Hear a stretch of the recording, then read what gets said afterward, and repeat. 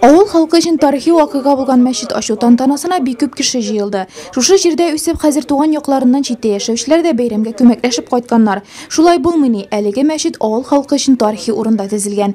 Иске мәчетнең манарасы киселеп юк ителгәч, биредә клубта, балалар бакчасы да ясап карыйлар, әмма ахырлары хәерле булмый.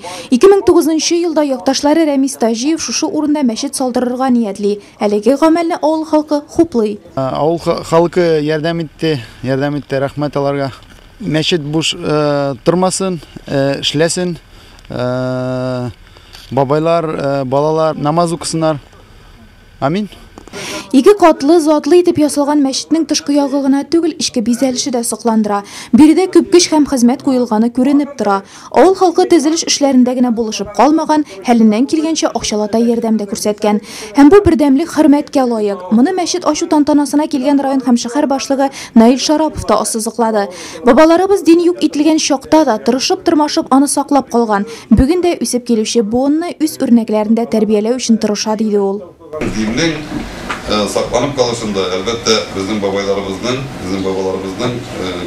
alarının kulları bir küp diyen. Şuna göre biz elbette bugün şuşulunu istedik. Buna bu salıngan meçetlerinin ışıkları yapılırga vakıtı bulmayacak. Çünkü bir vakit namaz okup durulgan meçetinin ışığı yapılırga anın vakıtı kalmıyor. Anın yüklenirge tügül yapılıp durga da vakıtı kalmıyor. Bunda her vakitte de buna şuşu bugün durgança köp itip kişiler kilip, Müslümanlar kilip üzerinin duaların, namazların okusunlar edilip kalasın kilip. Түбән Нурлат өчен бу өченче Аллаһ йорты. Моңа кадәр агачтан эшләнгән ике мәчет эшләп килә иде.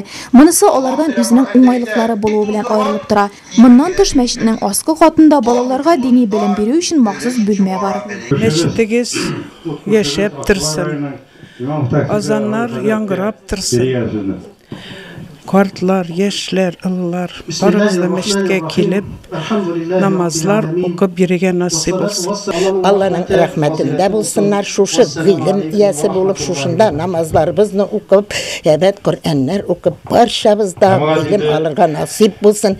Шушында инде балаларыбызга да шушы урыннарда мәдәният гыйлем бирергә һәр барчасына насыйп булып, балаларыбызны да гыйлемгә, сәҗдә әһелләре булырга чакырабыз. Бу вакыйгага айруча мәчеткә нигез салучы якташлары Рәмис Тажиевның әнисе бик сөенде. Мен әнекше булырлык нәрсә дип әйтелгәндә, Алланың рәхмәте яссын аларга. Раббим Аллаһ Тәгалә ягын нәрсә дип әйтсәм дә, нинди генә зур сүзләр әйтсәм дә, ул балага җитми. Бәхетле булсын, тыныч яшәсен. Семьясында иминлек бирсен Ходай, тигезлек бирсен Ходай. Без шушында үстек, шушында тудык. Улым шушында туды, шушында үсте. 2нче класста гына киттек без моннан. Безнең өчен бик авыл халкы бик кадерле. Менә соңга бөтен авыл халкына бик зур рәхмәт. Шул хәтле күп халык килгән, шул хәтле бөтенесе бүлексез килмәгән. Рәхмәт җасын аларга. Тантанага килүчеләр якташларын әлеге истәлекле көн белән котлап кына калмады, үзләренең бүләкләрен дә тапшырды.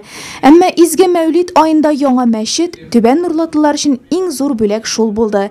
Яңа мәчет манарасыннан азан тавышы өзелмәс, 5 вакыт намаз укылып, тәравихлар әйтелеп, вәгазьләр сөйләнеп, кешеләр күңеле иман нуры белән баетылсын дигән теләктә калып, мәчет ачу тантанасына килүчеләр бергәләп өйлә намазын укыды.